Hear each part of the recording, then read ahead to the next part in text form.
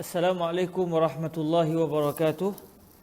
Alhamdulillahi rabbil alamin. Wassalatu wassalamu ala al-habibil mustafa Sayyidina wa maulana Muhammadinil karim wa ala alihi wa itratihi wa ashabihi ajma'in. Ashhadu an la ilaha illallah wahdahu la syarikalah wa ashhadu anna habibana wa sayyidana wa maulana Muhammadan abduhu wa rasuluh وصفيه من خلقه وحبيبه أدى الأمانة وبلغ الرسالة ونصح الأمة وكشف الله به الغمة. اللهم صل وسلم وزد وبارك على الحبيب المصطفى سيدنا ومولانا محمد رسول الله وعلى آله وعترته وأصحابه ومن والاه.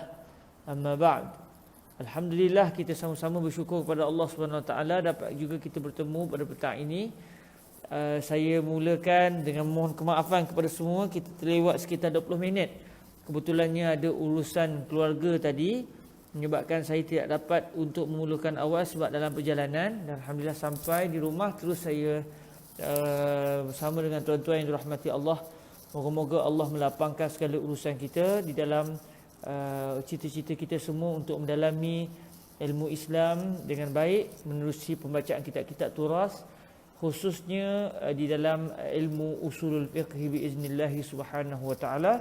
Jadi sebagaimana biasa, sebelum kita masuk kepada huraian Sayyidina al-Imam al-Jalal al-Mahalli terhadap matan al-Waraqat, kita mulakan terlebih dahulu dengan hafalan matan al-Waraqat yang kita hafaz saban minggu sedikit demi sedikit. Moga-moga ia memberikan kebaikan kepada kita dalam mengingati matan ini insya-Allah subhanahu wa ta'ala. So kita ulang matan al-Waraqat yang telah kita hafal dan kita tambah sikit hafalan baru pada hari ini. Qala Syekhul Imamul Alimul Allamah Imamul Haramain Abul Ma'ali Abdul Malik ibn Abi Muhammadin Abdullah ibn Yusuf Al-Juwaini rahimahullahu ta'ala. بسم الله الرحمن الرحيم. هذه ورقات تشتمل على معرفة فصول من أصول الفقه، وذلك لفظ مؤلف من جزئين مفردين، أحدهما أصول والآخر الفقه، فالأصل ما بني عليه غيره والفرع ما بني على غيره، والفقه معرفة الأحكام الشرعية التي طريقها الاجتهاد، والأحكام سبعة: الواجب والمندوب والمباح والمحظور والمكروه والصحيح والباطل. فالواجب ما يثاب على فعله ويعاقب على تركه، والمندوب ما يثاب على فعله ولا يعاقب على تركه، والمباح ما لا يثاب على فعله ولا يعاقب على تركه،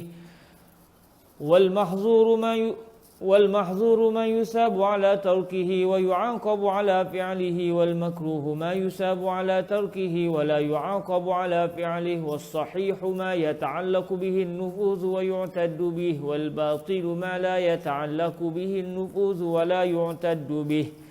والفقه أخص من العلم، والعلم معرفة المعلوم على ما هو به، والجهل تصور الشيء على خلاف ما هو به. والعلم الضروري ما لم يقع عن نظر واستدلال، كالعلم الواقع بإحدى الحواس الخمس التي هي حاسة السمع والبصر والشم والذوق واللمس وبالتواتر. والعلم المكتسب ما يقع عن نظر واستدلال، والنظر هو الفكر في حال المنظور فيه، والاستدلال طلب الدليل، والدليل هو المرشد إلى المطلوب. والظن تجويز أمرين أحدهما أظهر من الآخر، والشك تجويز أمرين لا مزية لأحدهما على الآخر. وأصول الفقه طرقه على سبيل الإجمال، وكيفية الاستدلال بها وما يتبع ذلك. ومعنى قولنا كيفية الاستدلال بها ترتيب الأدلة في التقديم والتأخير، وما يتبع ذلك من أحكام المجتهدين.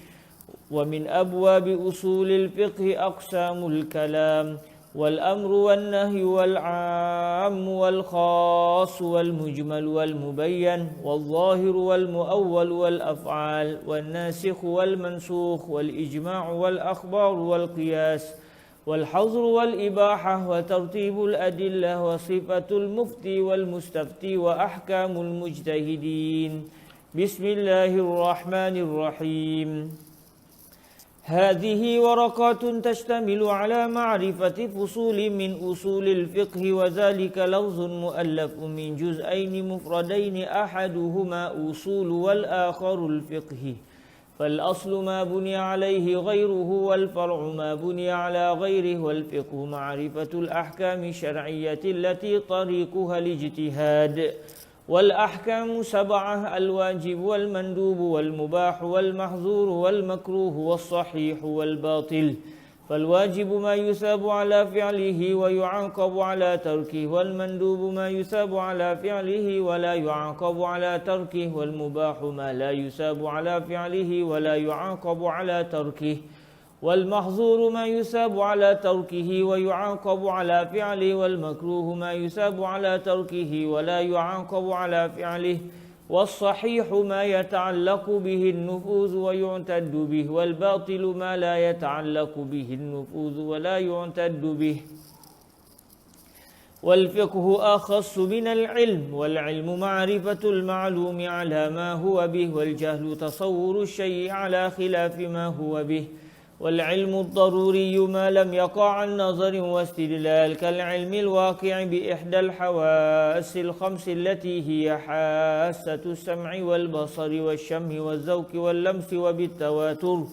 والعلم المكتسب ما يقع عن نظر واستدلال، والنظر هو الفكر في حال المنظور فيه، والاستدلال طلب الدليل، والدليل هو المرشد إلى المطلوب. والظن تجويز أمرين أحدهما أظهر من الآخر، والشك تجويز أمرين لا مزية لأحدهما على الآخر. وأصول الفقه طرقه على سبيل الإجمال، وكيفية الاستدلال بها وما يتبع ذلك. ومعنى قولنا كيفية الاستدلال بها ترتيب الأدلة في التقديم والتأخير، وما يتبع ذلك من أحكام المجتهدين. ومن أبواب أصول الفقه أقسام الكلام، والأمر والنهي والعام والخاص والمجمل والمبين، والظاهر والمؤول، والأفعال والناسخ والمنسوخ، والإجماع والأخبار والقياس والحظر والإباحة، وترتيب الأدلة، وصفة المفتي والمستفتي، وأحكام المجتهدين. بسم الله الرحمن الرحيم. هذه ورقات تشتمل على معرفة فصول من أصول الفقه، وذلك لفظ مؤلف من جزئين مفردين أحدهما أصول والآخر الفقه، فالأصل ما بني عليه غيره والفرع ما بني على غيره، والفقه معرفة الأحكام الشرعية التي طريقها الاجتهاد. والأحكام 7: الواجب والمندوب والمباح والمحظور والمكروه والصحيح والباطل. فالواجب ما يثاب على فعله ويعاقب على تركه، والمندوب ما يثاب على فعله ولا يعاقب على تركه، والمباح ما لا يثاب على فعله ولا يعاقب على تركه، والمحظور ما يثاب على تركه ويعاقب على فعله، والمكروه ما يثاب على تركه ولا يعاقب على فعله، والصحيح ما يتعلق به النفوذ ويعتد به، والباطل ما لا يتعلق به النفوذ ولا يعتد به. والفقه أخص من العلم، والعلم معرفة المعلوم على ما هو به، والجهل تصور الشيء على خلاف ما هو به. والعلم الضروري ما لم يقع عن نظر واستدلال، كالعلم الواقع بإحدى الحواس الخمس التي هي حاسة السمع والبصر والشم والذوق واللمس وبالتواتر. والعلم المكتسب ما يقع عن نظر واستدلال. والنظر هو الفكر في حال المنظور فيه، والاستدلال طلب الدليل، والدليل هو المرشد إلى المطلوب. والظن تجويز أمرين أحدهما أظهر من الآخر، والشك تجويز أمرين لا مزية لأحدهما على الآخر. وأصول الفقه تركه على سبيل الإجمال وكيفية الاستدلال بها وما يتبع ذلك. ومعنى قولنا كيفية الاستدلال بها ترتيب الأدلة في التقديم والتأخير وما يتبع ذلك من أحكام المجتهدين. ومن أبواب أصول الفقه أقسام الكلام والأمر والنهي والعام والخاص والمجمل والمبين والظاهر والمؤول والأفعال والناسخ والمنسوخ والإجماع والأخبار والقياس والحظر والإباحة وترتيب الأدلة وصفة المفتي والمستفتي وأحكام المجتهدين. Baik, hari ini kita akan masuk hafalan yang baru insya-Allah. Kita nak masuk hafalan yang baru atau tak sempat rasanya? Saya tengok jap. InsyaAllah sempat rasanya.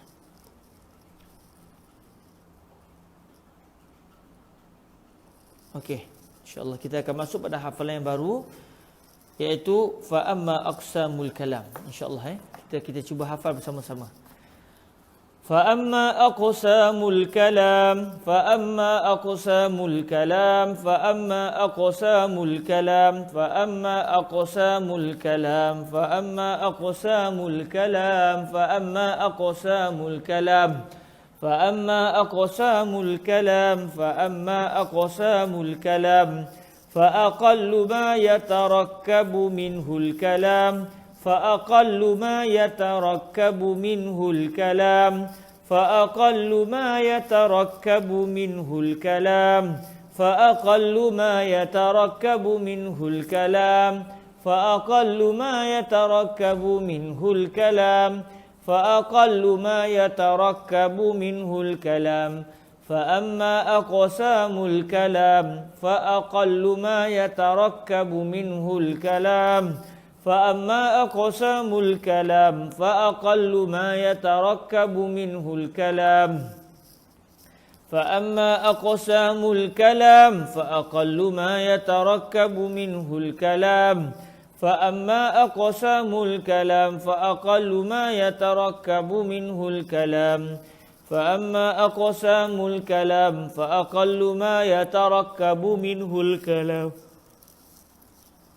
فأما أقسام الكلام فأقل ما يتركب منه الكلام اسمان أو اسم وفعل اسمان أو اسم وفعل اسمان أو اسم وفعل اسمان أو اسم وفعل اسمان أو اسم وفعل اسمان أو اسم وفعل اسمان أو اسم وفعل اسمان أو اسم وفعل اسمان أو اسم وفعل اسمان أو اسم وفعل فأما أقسام الكلام فأقل ما يتركب منه الكلام اسمان أو اسم وفعل فأما أقسام الكلام فأقل ما يتركب منه الكلام اسمان أو اسم وفعل فأما أقسام الكلام فأقل ما يتركب منه الكلام اسمان أو اسم وفعل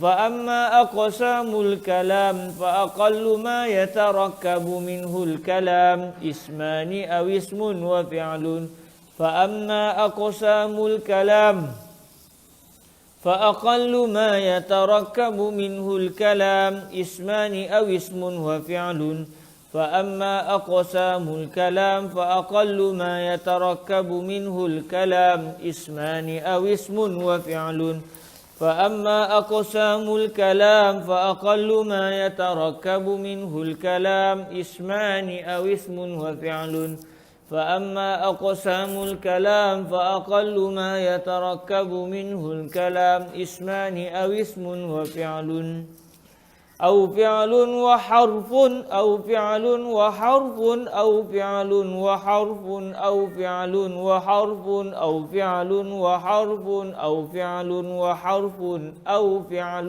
وحرف فأما أقسام الكلام فأقل ما يتركب منه الكلام ismani aw ismun wa fi'lun aw fi'lun wa harfun. فأما أقسام الكلام فأقل ما يتركب منه الكلام اسمان أو اسم وفعل أو فعل لا أو فعل وحرف. نعم. فأما أقسام الكلام فأقل ما يتركب منه الكلام اسمان أو اسم وفعل أو فعل وحرف. فأما أقسام الكلام فأقل ما يتركب منه الكلام اسمان أو اسم وفعل أو فعل وحرف. فأما أقسام الكلام فأقل ما يتركب منه الكلام اسمان أو اسم وفعل أو فعل وحرف.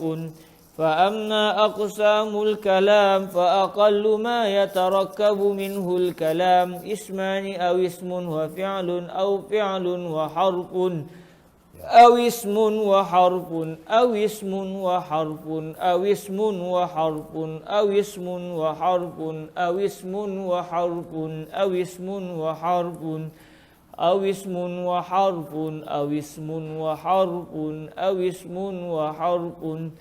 فأما أقسام الكلام فأقل ما يتركب منه الكلام اسمان أو اسم وفعل أو فعل وحرف. فأما أقسام الكلام فأقل ما يتركب منه الكلام اسمان أو اسم وفعل أو فعل وحرف أو اسم وحرف. فأما أقسام الكلام فأقل ما يتركب منه الكلام اسمان أو اسم وحرف أو فعل وحرف أو اسم وحرف. فأما أقسام الكلام فأقل ما يتركب منه الكلام اسمان أو اسم وفعل أو فعل وحرف أو اسم وحرف. فأما أقسام الكلام فأقل ما يتركب منه الكلام اسمان أو اسم وحرف أو فعل وحرف أو اسم وحرف.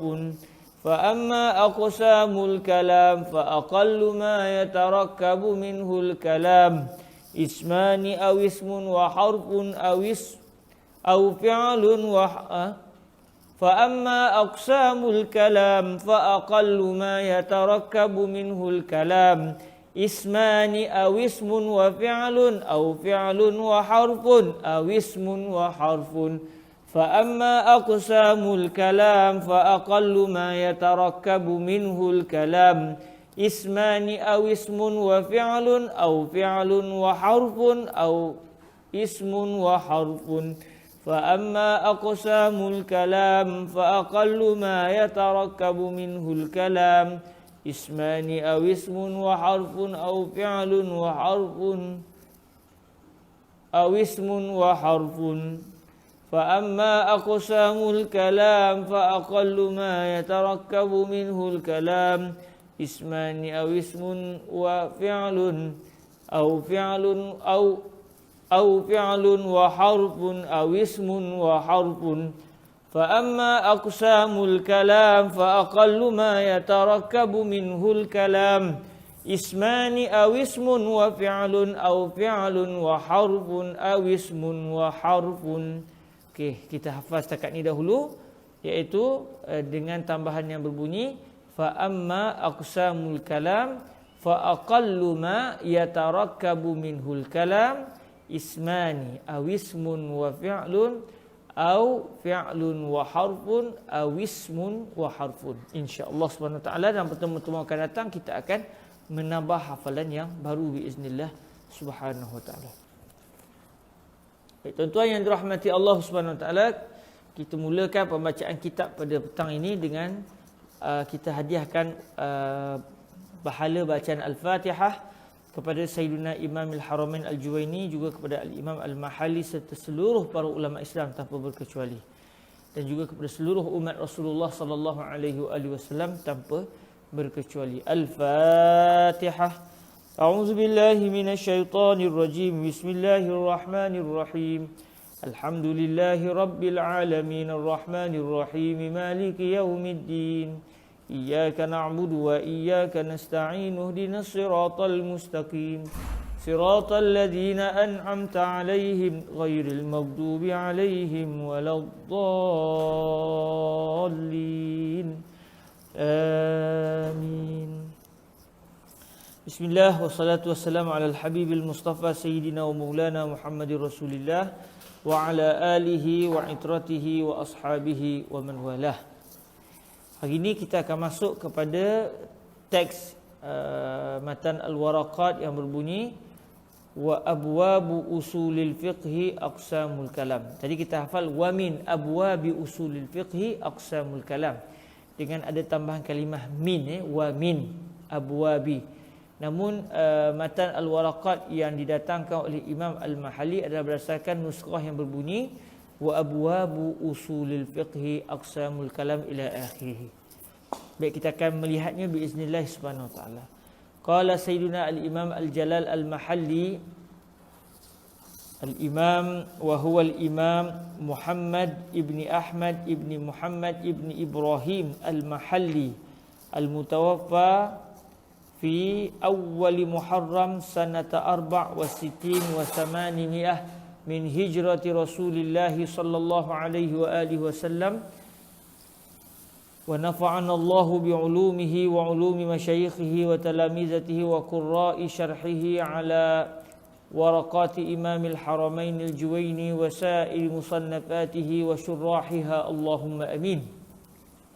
Qala rahimahullahu subhanahu wa ta'ala wa abwabu usulil fiqhi aqsamul kalam wal amru wal nahyu wal ammu wal khasu wa yadhkuru fihi al mutlaqa wal muqayyad wal mujmalu wal mubayyan wal zahir wa fi ba'd an nusakh wal muawwal wa sayati wal af'alu wal nasikh wal mansukh wal ijma' wal akhbar wal qiyas wal hazru wal ibahah wa tartibul adillah wa sifatul mufti wal mustafti wa ahkamul mujtahidin.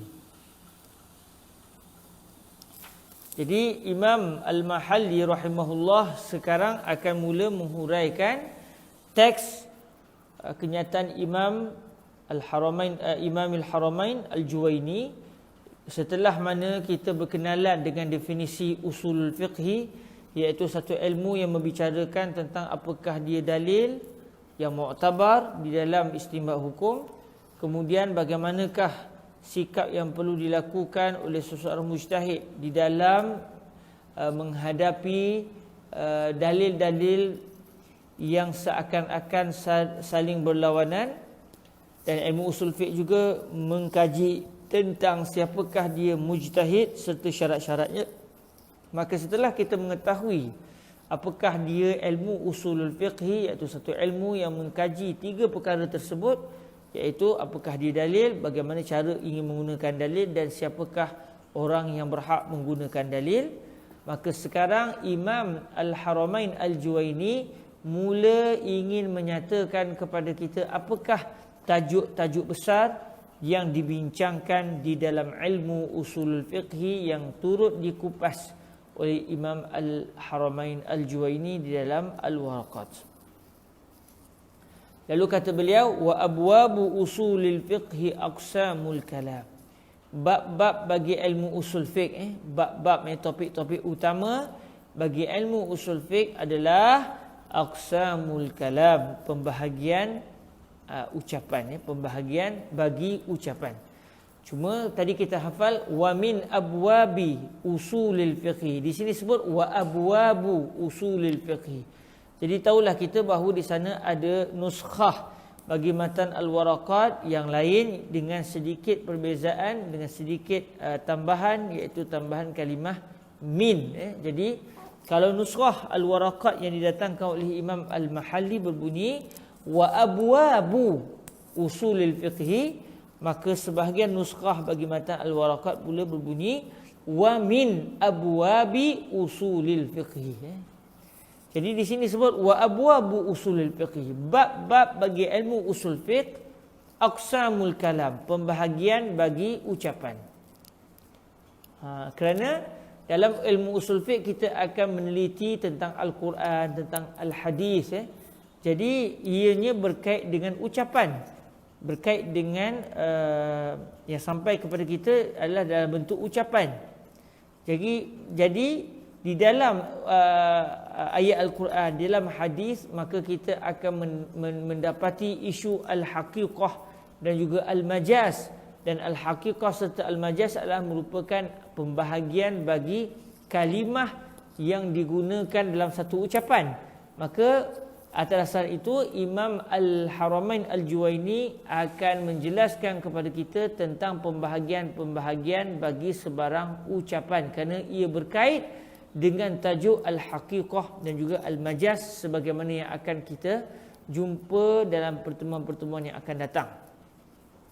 Jadi antara tajuk yang akan dibincangkan dalam ilmu usul fiqh adalah pembahagian-pembahagian bagi ucapan.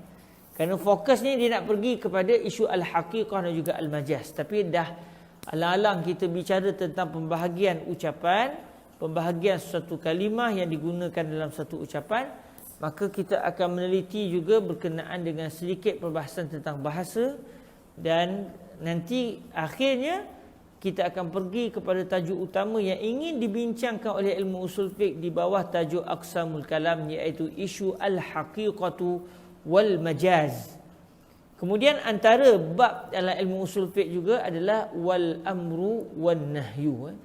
Wal amru iaitu perintah, wan nahyu iaitu larangan. Maka akan kita jumpa dalam pertemuan-pertemuan yang akan datang.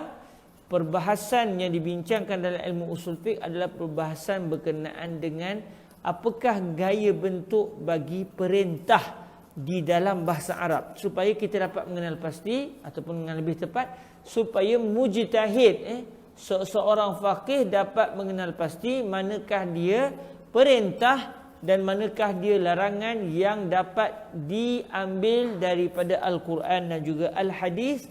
Lalu apakah kesan terhadap larangan dan juga perintah tersebut? Maka akan dibincangkan secara panjang lebar di dalam tajuk perbahasan berkenaan dengan al-amru dan juga an-nahyu.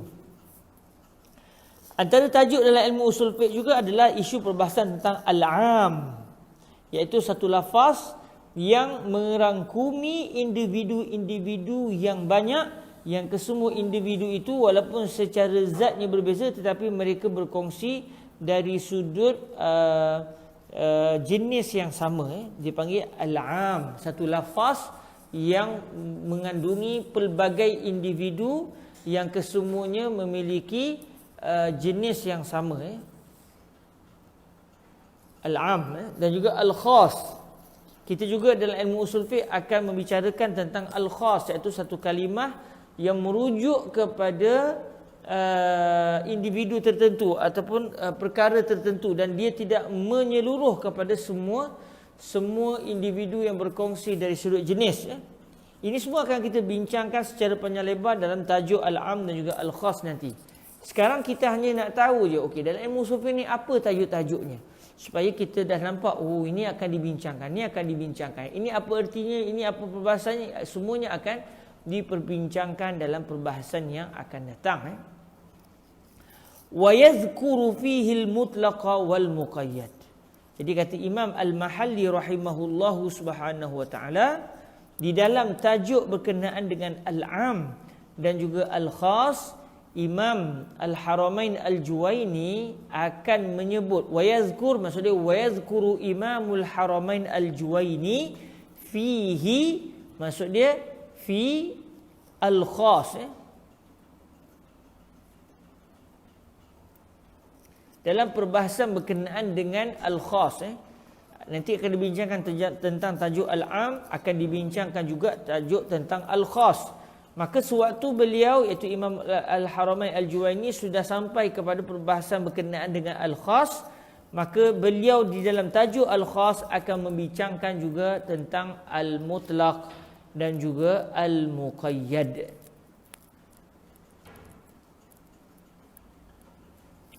Ini kalau kita tengok dalam matan yang akan kita jumpa nanti, di dalam perbahasan tentang Al-Khas, Imam Al-Haramain akan menyebut wal muqayyadu bi sifati quyyidat yuhmalu alaihi al-mutlaq karraqabati quyyidat bil imani fi ba'dil mawadi' wa utliqat fi ba'dil mawadi' fayuhmalul mutlaqu 'alal muqayyad. Sebarang kalimah yang sudah diikat dengan sifat akan ditanggung ke atasnya sebarang lafaz mutlak. Seumpama kalimah ar-raqabah yang telah diikat dengan keimanan dalam sebahagian tempat, dalam masa yang sama ar-raqabah juga tidak diikat dengan sebarang sifat pada sebahagian tempat. Lalu kalimah ar-raqabah yang tidak diikat dengan sebarang sifat akan ditanggung, iaitu difahami berdasarkan makna lafaz ar-raqabah yang sudah diikat dengan sifat.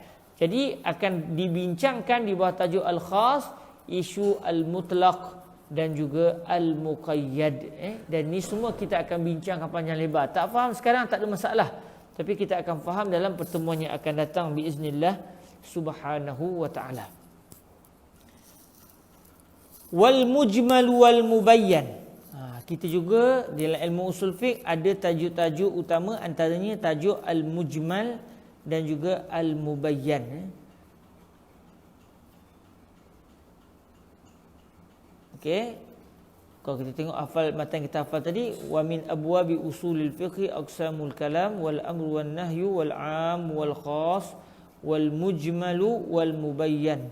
Setelah kita akan menemui perbahasan berkenaan dengan mujmal, iaitu satu kalimah Arab yang tidak diketahui maknanya dengan terperinci, dan lalu dia memerlukan kepada penerangan. Jadi akan dibincangkan tajuk al-mujmal dan juga al-mubayyan, dan kita juga akan membicarakan tentang al-zahir, sesuatu yang al-zahir maknanya satu kalimah yang memiliki dua makna atau lebih, pun begitu ada satu makna selalu ataupun akan terus menerpa ke dalam minda seseorang apabila kalimah itu dilafazkan. Ada satu kalimah ada banyak makna, tetapi kalau kita sebut je kalimah tu, kita akan teringat kepada satu makna tertentu. Makna tu sering digunakan, masyhur digunakan, maka ketika itu kalimah tersebut berdasarkan makna yang sering ataupun yang akan terus ditangkap oleh akal sewaktu kalimah itu disebut, maka kalimah itu dinamakan al-zahir. Ini semua kita akan bincang dalam pertemuan yang akan datang. Panjang lagi perbahasannya, jadi semuanya akan dibincangkan secara dalam. Wal-zahir wa fi ba'din nusakh wal muawwal. Jadi dalam sebahagian nuskhah, kata Imam Al-Mahalli, ada tambahan iaitu ucapan wal muawwal, dan kita pun menghafaz berdasarkan nuskhah ni. Sebab tadi kita baca wa min abwabi usulil fiqhi aqsamul kalam wal amru wan nahyu wal 'am wal khas wal mujmal wal mubayyan wal zahiru wal muawwal. Jadi kita akan mempelajari tentang tajuk al-zahir dan juga al-muawwal. Al-muawwal maksud dia satu kalimah yang mempunyai pelbagai makna, tetapi kali ini bukan dipahami berdasarkan makna yang akal akan terus pergi ke sana. Sebaliknya, kalimah itu dipahami berdasarkan makna yang secara biasa akal tidak teringat kepadanya. Jadi panggil al-muawwal. Ini juga akan dibincangkan secara panjang lebar satu ketika nanti, insya-Allah.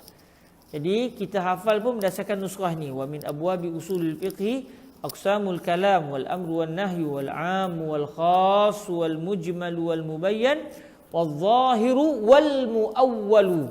Jadi dalam sebagian nuskhah kata Imam Al-Mahalli ada tambahan wal muawwal selepas wal zahir, dan kita pun menghafaz matan al-waraqah berdasarkan nuskhah ini. Namun nuskhah yang digunakan oleh Imam Al-Mahalli adalah nuskhah yang tidak memiliki kalimah wal muawwal. Sebentar tuan-tuan. Sekejap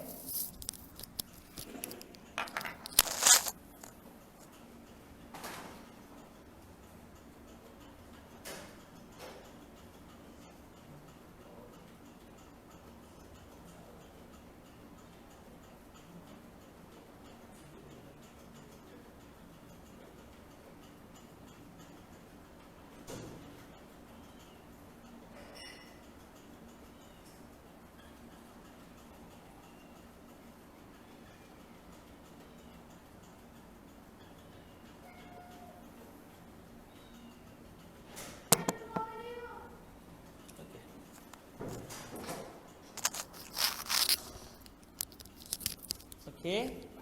Kita sambung sikit lagi. Jadi dalam sebahagian nuskhah ada kalimah wal muawwal dalam matan al-waraqat, iaitu selepas kalimah wal zahir. Dan ini yang kita hafaz kita hafaz berdasarkan tambahan ini.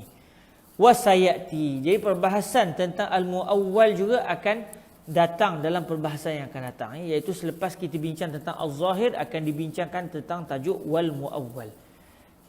Wal af'al, ini di antara tajuk ilmu usul fiqh juga adalah membicarakan tentang perbuatan-perbuatan. Perbuatan siapa? Nanti kita akan jumpa tajuk al af'al yang dimaksudkan dengan perbuatan-perbuatan ini adalah perbuatan-perbuatan yang dilakukan oleh baginda Rasul sallallahu alaihi wasallam atau perbuatan yang dilakukan oleh orang lain di hadapan atau yang dilakukan dalam masa yang sama Nabi mengetahui tentang perbuatan tersebut. Jadi apa status perbuatan yang dilakukan oleh Nabi atau apa status perbuatan yang dilakukan oleh sahabat baginda dalam keadaan perbuatan itu dilakukan di hadapan Nabi, atau perbuatan itu dilakukan oleh sahabat tetapi tidak dilakukan di hadapan Nabi, tetapi Nabi mengetahui bahawa perbuatan itu telah dilakukan oleh sahabat tertentu. Jadi status perbuatan itu, adakah ia halal atau haram, itu juga akan dibincangkan di dalam tajuk wal af'al. Wan nasikh wal mansukh, di antara tajuk yang akan dibicarakan dalam ilmu usul fiqh juga adalah isu an-nasikh dan juga al-mansukh, dalil yang menasahkan dengan dalil yang dinasahkan. Ini juga akan dibincangkan di dalam tajuk ilmu usulul fiqh, kerana kalau dalil itu sudah dimansuhkan, maknanya dia sudah tidak lagi boleh menjadi dalil. Jadi maka disebabkan usul fiqh adalah satu ilmu yang membicarakan tentang apakah dia dalil antaranya, maka an-nasikh dan juga al-mansukh adalah satu tajuk yang akan dibincangkan dalam ilmu usul fiqh, kerana untuk mengenal pasti manakah dalil yang sudah mansukh lalu tidak lagi boleh menjadi dalil, dan manakah dalil an-nasikh yang akan menjadi dalil untuk dikeluarkan hukum hakam daripadanya. Wal ijma', di antara dalil yang ataupun di antara perbahasan ilmu usul fiqh adalah perbahasan berkenaan dengan al ijma'. Wal akhbar, kita juga akan meneliti tentang hadis-hadis Rasulullah sallallahu alaihi wasallam. Al akhbar di sini maksudnya al akhbar an-nabawiyah.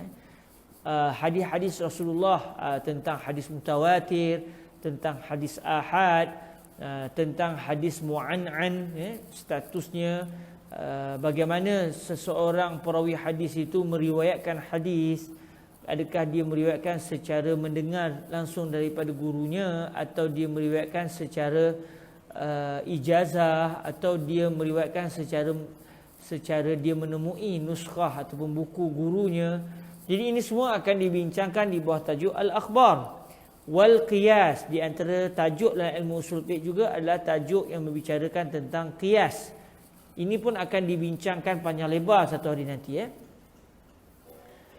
Okey, al-qiyas iaitu satu perbahasan yang membicarakan tentang timbul masalah baru selepas kewafatan baginda Rasul alaihi salatu wasallam, dalam keadaan tidak ada dalil Al-Quran ataupun hadis yang terus menyatakan hukum perkara baru tersebut, tetapi dalam masa yang sama, walaupun tidak ada dalil daripada Al-Quran atau daripada hadis yang menyatakan tentang status perbuatan yang baharu itu, tetapi perbuatan yang baharu itu mirip dengan satu lagi jenis perbuatan yang lain, dan perbuatan yang lain tersebut ada pula hukumnya.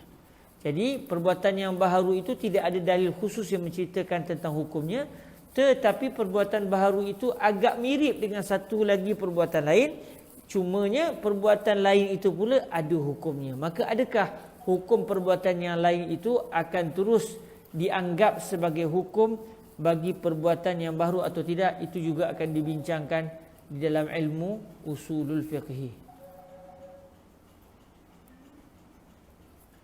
Siapa kak? Sebentar tuan, ada orang kos saya. Siap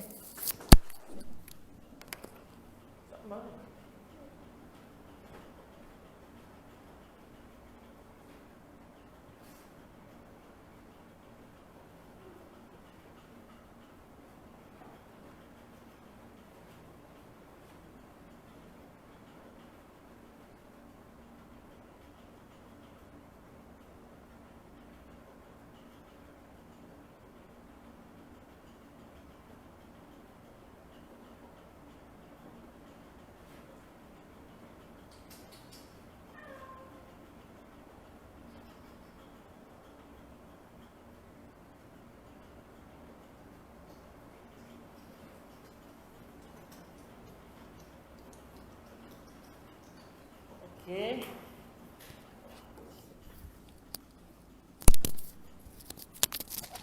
Seterusnya tuan-tuan yang dirahmati Allah Subhanahu Wa Taala, di dalam ilmu usul fiqh juga akan dibincangkan tentang al-hazru wal ibahah.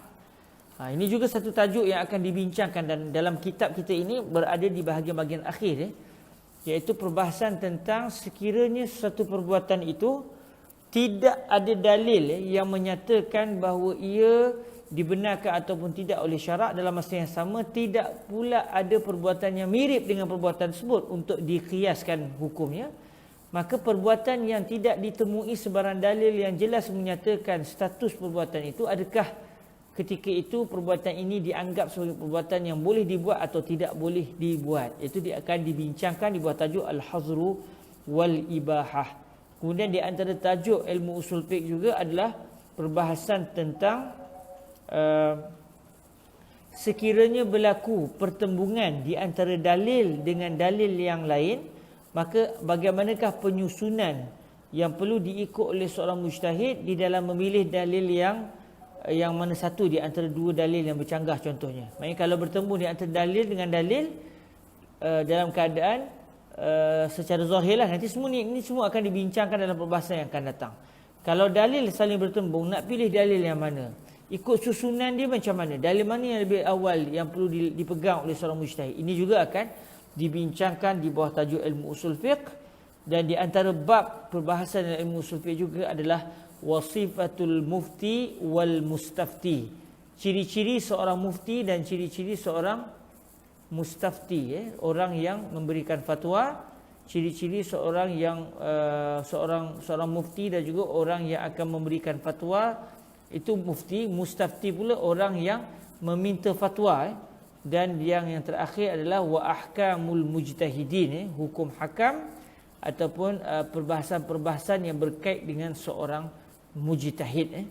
Ini juga akan dibincangkan di tajuk akhir sekali dalam kitab ini. Jadi ini adalah merupakan perbahasan-perbahasan yang akan dibincangkan di dalam ilmu usulul fiqhi. Baik, alhamdulillah tuan-tuan yang dirahmati Allah Subhanahu Wa Taala, kita masuk kepada perbahasan yang kita tadi telah hafaz matan yang baru, iaitu fa amma aqsamul kalam fa aqallu ma yatarakkabu minhul kalam isman aw ismun wa fi'lun aw fi'lun wa harfun aw ismun wa harfun.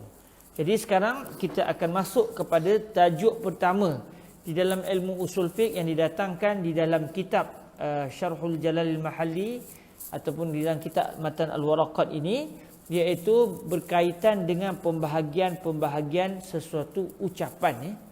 Sebab dia nak pergi sebenarnya kepada isu al-haqiqah dan juga al-majaz.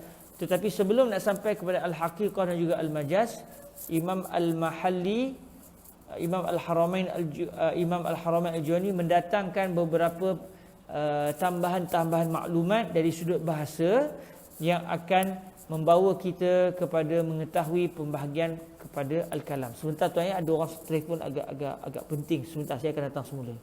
Hari ni ramai pula yang meminta ataupun telefon saya. Sebentar.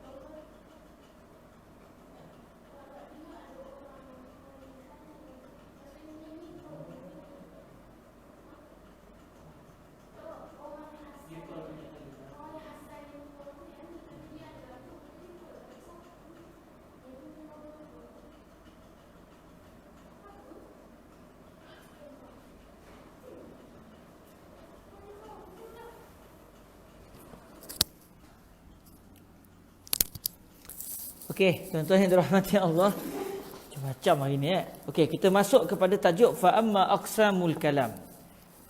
Qala rahimahullahu subhanahu wa ta'ala fa amma aqsamul kalam fa aqallu ma yatarakkabu minhul kalam isman nahwu zaidun qa'imun. Jadi sekarang kita akan masuk tajuk pertama, iaitu pembahagian kepada sebarang ucapan. Okey, cuma dia akan membahagikan Imam Al-Haramain akan membahagikan sebarang ucapan kepada beberapa bahagian dengan melihat beberapa sudut.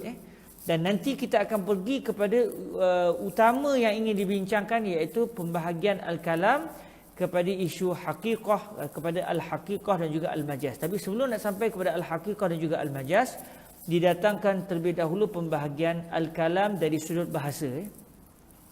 Okey, sekarang kita akan melihat pembahagian sesuatu ucapan, satu kalam, melihat dari sudut sekurang-kurang sesuatu ucapan itu mesti dengan berapa kalimah.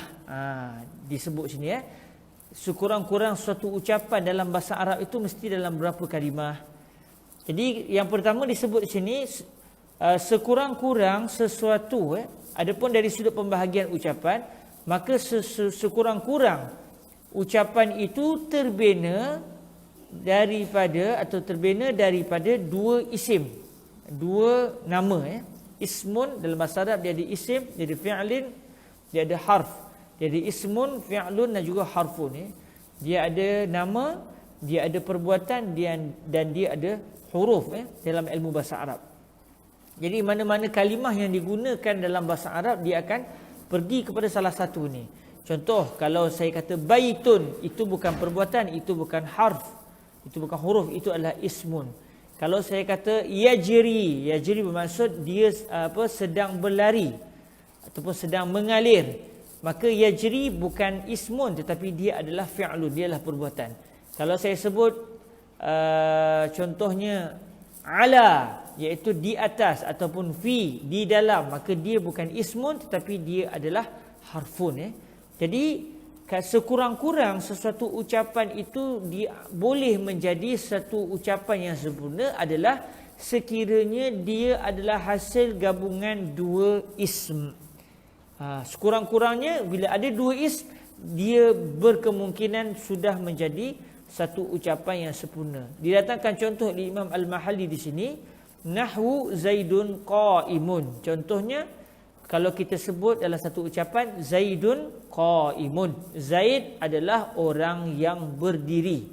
Bila kita kata Zaidun qa'imun, Zaid adalah orang yang berdiri, kalimah Zaidun qa'imun ataupun ucapan yang berbunyi Zaidun qa'imun itu terbahagi ataupun terdiri daripada dua ism. Yang isim yang pertama iaitu Zaid, manakala qa'im, yang qa'im pula juga adalah ism. Jadi Zaid adalah isim, qa'im juga isim, maka dengan hanya dua kalimah isim ini, setelah dikaji didapati ia sudah berjaya membentuk satu ucapan yang sempurna. Jadi sekurang-kurang sesuatu ucapan yang sempurna itu adalah hasil rangkuman daripada dua isim, sekurang-kurangnya. Tapi tak tentu juga, mungkin didatangkan dua isim tapi tak jadi juga ucapan. Contoh kalau saya kata Zaidun at-tawilu, contoh, ataupun saya kata contoh saya kata Zaidun at-tawilu, Zaid yang merupakan seorang yang panjang. Ini masih lagi ayat tergantung walaupun sudah digunakan dua kalimah iaitu Zaid dan juga at-tawil. Oleh cuma at-tawil di sini dia menjadi sifat kepada Zaid, maka dia tidak menjadi satu ucapan juga yang sempurna sebab dia masih tergantung. Zaid yang panjang, apa dia? Zaid yang panjang tu apa dia? Sedang makan ke, sedang minum ke, dia memerlukan lagi kepada tambahan kalimah yang seterusnya untuk membentuk satu ucapan yang sempurna. Tapi sekurang-kurangnya sesuatu ucapan yang sempurna boleh dibentuk hanya dengan menggunakan dua isim. Tapi dia kena merujuk, dia kena lihat pada makna jugalah. Tak semestinya bila kita datangkan dua isim saja membentuk satu ucapan, tak semestinya. Awismun wa fi'lun, atau suatu ucapan yang sempurna, satu al-kalam itu sudah boleh dibentuk sebagai satu ucapan yang sempurna sekiranya ia adalah hasil gabungan di antara isim dan juga fi'il. Ada satu isim, satu kalimah adalah isim, satu kalimah adalah fi'il. Contoh dia apa? Nahwu qama Zaidun. Contohnya kalau seseorang berkata qama Zaidun. Qama bermaksud telah berdiri, Zaid bermaksud seorang lelaki bernama Zaid. Jadi Zaid telah berdiri. Qama Zaidun bermaksud Zaid telah berdiri. Jadi ucapan dalam bahasa Arabnya hanya menggunakan dua kalimah. Yang pertama qama iaitu fi'il. Yang kedua adalah Zaidun. Maka ketika ini kalimah qama Zaidun walaupun hanya dengan dua kalimah tetapi setelah dirujuk dengan makna tidak menjadi masalah dan telah membentuk satu ucapan yang sempurna, maka tahulah kita bahawa kadang-kadang suatu ucapan yang sempurna itu sudah cukup untuk dibentuk sebagai satu ucapan hanya dengan gabungan satu isim, satu fi'il. Ini semua dalam bahasa Arab, sebab dalam bahasa Melayu dia jadi panjang juga. Qama Zaid, Zaid telah berdiri. Dia sampai tiga, Zaid telah berdiri. Tapi dalam bahasa Arab qama Zaid, maka ketika itu sudah terbentuk satu ucapan yang sempurna. Au fi'lun wa harfun, atau sesuatu ucapan juga boleh terbentuk sebagai satu ucapan yang sempurna apabila sudah dirangkumi oleh satu fi'il, satu huruf. Satu fi'il, satu huruf. Contoh dia apa? Nahwu maqama. Maqam. Contohnya apabila seseorang berkata maqama. Maqam. Maksud dia apa maqam? Ma di sini bermaksud tidak, manakala qam bermaksud telah berdiri. Maksud dia tidak berdiri. Maqam bermaksud dia tidak berdiri. Jadi kalau ikut dalam bahasa Arab hanya ada dua, iaitu kalimah ma, iaitu huruf, dan yang kedua qam, iaitu fi'il. Ma bermaksud tidak, maka tidak di dalam kategori huruf. Kemudian qam adalah fi'il madhi, dan fi'il madhi adalah salah satu fi'il. Maka ketika itu dengan hanya ucapan ma qam sudah terbentuk satu ucapan yang sempurna, iaitu kita nak menafikan ada satu orang tu daripada berdiri. Kita kata dia tidak berdiri. Asbatahu ba'duhum wa lam ya'ud ad-dhamira fi qama ar-raji'a ila Zaidin masalan li'adami zuhurihi. Jadi pada isu suatu ucapan boleh terbentuk dengan hanya satu fi'il, satu huruf, ini telah diperakui ataupun dipersetujui oleh sebahagian para ulama. Tak ramailah, sebahagian kecil. Namun nanti kita akan lihat kebanyakan para ulama mengiktibar kalimah maqam sebenarnya ada tiga kalimah. Ada tiga kalimah. Walaupun yang terpampang di hadapan mata kita hanya ada dua, tapi sebenarnya ada tiga. Jadi sebahagian kecil para ulama mengiktibar ini adalah satu ucapan yang terbentuk hanya dengan dua kalimah. Satu kalimah adalah ma, iaitu harfun, manakala qam contohnya adalah fi'lun. Jadi cukup dengan satu huruf, satu fi'il sudah boleh membentuk satu ucapan yang sempurna. Jadi asbatahu ba'duhum, sebahagian para ulama telah mengisbatkannya, maksudnya memperakui dan membenarkan serta bersetuju bahawa maqam adalah satu ucapan sempurna yang terbentuk hanya dengan dua kalimah, iaitu satu fi'il, satu huruf. Walam ya'ud ad-dhamir, jadi sebahagian para ulama ini mereka tidak mengira, mereka tidak menghitung dhamir, kata ganti diri yang ada di dalam kalimah qam. Qam kalau ikut bahasa Arab dia telah berdiri. Siapa dia itu? Maka dia itu dia akan merujuk kepada individu tertentu yang kita maksudkan dalam ucapan. Walaupun dalam ucapan hanya disebut dia, tetapi dia itu merujuk kepada individu tertentu yang kita inginkan, yang kita maksudkan. Jadi kata Imam Al-Mahalli rahimahullah, sebahagian para ulama mereka tidak mengira dhamir, kata ganti diri yang ada di dalam kalimah qam yang kembali kepada Zaid contohnya. Mereka tidak mengira, mereka hanya mengira pertama ma adalah harf, qam adalah fi'lun madhi. Jadi mereka hanya kira dua je. Satu adalah huruf, yang kedua adalah fi'il. Mereka tidak pula mengira dhamir yang ada pada kalimah qam, yang mana dhamir itu contohnya kembali kepada Zaid. Katakan saya tanya pada tuan-tuan, hal qama Zaid? Adakah Zaid telah berdiri? Lalu tuan-tuan pun menjawab ma qam, dia tidak berdiri. Jadi dia itu sebenarnya qama, ma qam, kalimah qam itu dia terbentuk, dia sebenarnya ada dua. Pertama qam iaitu fi'il madhi, manakala fa'il kepada qam adalah dhamir mustatir, taqdiruhu huwa. Huwa tu kembali kepada Zaid, kepada Ali. Ikutlah kita nak tanya soalan macam mana. Kalau kita tanya hal Aliyun qam, lepas tu ada orang jawab ma qam, maksud dia ma qama Ali. Hal Zaidun qam, lepas tu ada orang jawab ma qam, maksud dia ma qama Zaidun. Jadi kembali kepada orang yang kita maksudkan. Jadi sebahagian kecil para ulama mereka hanya mengira kalimah yang terpampang di hadapan mata mereka semata-mata, tanpa mengira kata ganti diri yang tersembunyi yang ada di dalam kalimah qam. Sebab qam itu fi'il madhi dan setiap fi'il memerlukan fa'il. Jadi tersembunyi di dalam kalimah qam itu akan fa'il, iaitu dipanggil sebagai dhamir mustatir, satu kata ganti diri yang tersembunyi. Jadi oleh kerana mereka tidak mengira kata ganti diri yang tersembunyi tersebut, maka mereka kata maqam adalah satu ucapan yang sempurna yang hanya terdiri dengan dua kalimah semata-mata, iaitu ma dan juga qam. Kenapa mereka tidak mengira dhamir yang sebenarnya tersembunyi di dalam kalimah qam? Li'adam zuhurihi, kerana tidak zahirnya dhamir mustatir itu. Kerana dhamir yang tersembunyi dalam kalimah qam itu tidak jelas terpapar, ianya tersembunyi, tidak jelas terpapar, maka mereka hanya mengira kalimah yang jelas terpapar semata-mata. Kemudian kata Imam Al-Mahalli, wal jumhuru ala addihi kalimatan.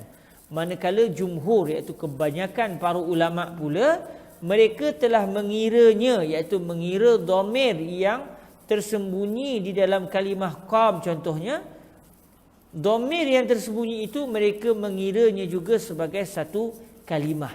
Jadi kalau kita tanya kepada kebanyakan para ulama, maqam itu terdiri daripada berapa kalimah? Mereka akan jawab terdiri daripada 3 kalimah. Pertama ma, iaitu harf. Yang kedua qam, iaitu fi'lun madin. Dan yang ketiga adalah fa'il bagi qam, iaitu dhamir yang tersembunyi yang ada di dalam kalimah qam. Jadi mereka akan kata maqam adalah terdiri daripada 3 kalimah. Kalimah pertama ma, kalimah kedua qam, kalimah yang ketiga tersembunyi, iaitu Zaid contohnya yang ada di dalam kalimah qam. Jadi bermaksud Imam Al-Mahalli nak bagi tahu pada ucapan Imam Al-Haramain berbunyi au fi'lun wa harfun, berlaku perbezaan pandangan para ulama dalam mengiktibar adakah adakah di sana sesuatu ucapan yang sempurna yang hanya terdiri daripada satu perbuatan dan satu huruf semata-mata. Di sisi kebanyakan para ulama tidak wujud. Kerana contoh maqam di sisi mereka adalah terdiri daripada satu huruf, satu fi'il dan satu isim. Tetapi ada para ulama yang bilangan mereka tidak ramai berpendapat maqam adalah contoh bagi ucapan yang terdiri daripada satu fi'il dan satu huruf sahaja. Dah masuk asar, kita habiskan sikit lagi. Awismun wa harfun. Jenis ataupun bahagian yang keempat adalah sesuatu ucapan boleh juga terdiri, maksudnya satu ucapan yang sempurna boleh juga dibentuk ataupun boleh juga dibuat hanya dengan menggunakan satu isim dan satu huruf. Contoh dia apa? Wadzalika fin nida. Kata Imam Al-Mahalli, satu isim satu huruf lalu membentuk satu ucapan yang sempurna, ini adalah berlaku di dalam panggilan, di dalam an-nida, iaitu panggilan. Contohnya apa? Nahwu ya Zaid. Contohnya adalah ucapan yang berbunyi ya Zaid. Ya, yang kalau kita dalam bahasa Melayu kita kata wahailah. Zaid nama orang. Jadi wahai Zaid, ya Zaid, ya itu berada dalam kategori harfun nida, manakala Zaid adalah isim.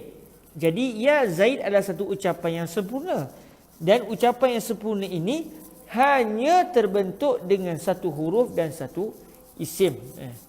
Jadi satu huruf satu isim sudah boleh membentuk satu kalam yang sempurna.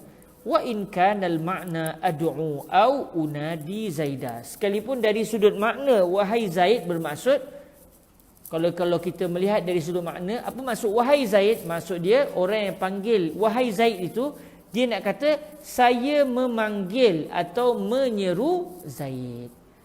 Dari sudut maknanya ya Zaid dia bukan satu huruf, satu isim, tetapi kalau kita melihat dari sudut makna, dia ada unsur fi'il, fa'il dan juga maf'ulun bih. Unadi Zaidan ataupun ad'u Zaidan, saya menyeru Zaid.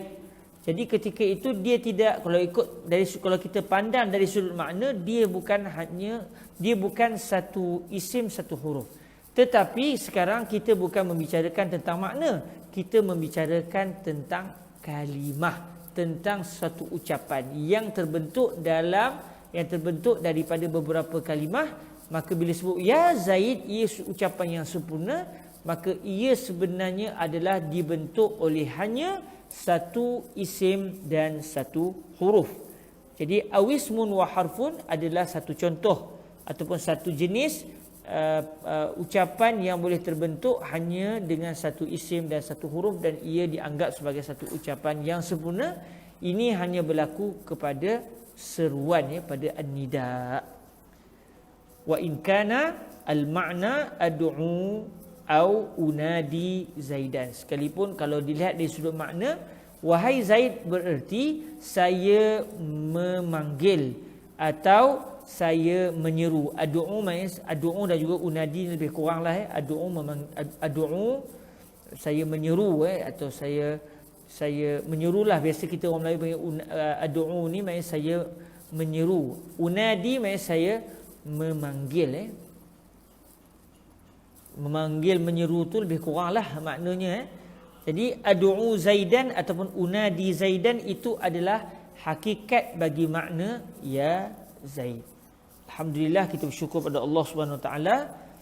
Selesai kita melihat pembahagian al-kalam dari sudut sekurang-kurang kalimah yang berbentuk al-kalam adalah dua, iaitu sama ada kedua-duanya adalah isim atau satu isim satu fi'il, atau satu fi'il satu huruf, atau satu isim satu huruf. Dalam pertemuan yang akan datang minggu hadapan kita akan masih berada di bawah tajuk Aqsamul Kalam. Kita akan melihat pula pembahagian al-kalam dari sudut makna yang dipahami daripada ucapan itu. Adakah kalam yang disampaikan itu sebenarnya satu perintah atau satu larangan atau satu perkhabaran atau satu persoalan? Ini akan dibincangkan dalam pertemuan yang akan datang. Biiznillahi subhanahu wa ta'ala. Jazakumullahu khairah. Saya mengucapkan terima kasih kepada semua yang bersama-sama dalam majlis pada hari ini. Moga-moga Allah Subhanahu Wa Taala memberikan kefahaman kepada kita dengan sempurna di dalam memahami ilmu usul fiqh. Biiznillah menerusi kitab Syarhul Jalalil Mahalli ala Waraqat Imamil Haramain Al-Juwaini. Wabillahi taufiq wal hidayah. InsyaAllah kita akan menyambung hafalan matan untuk minggu hadapan. Kalau hari ini kita hafal fa amma aqsamul kalam fa aqallu ma yatarakkabu minhul kalam isman aw ismun wa fi'lun aw fi'lun wa harfun aw ismun wa harfun.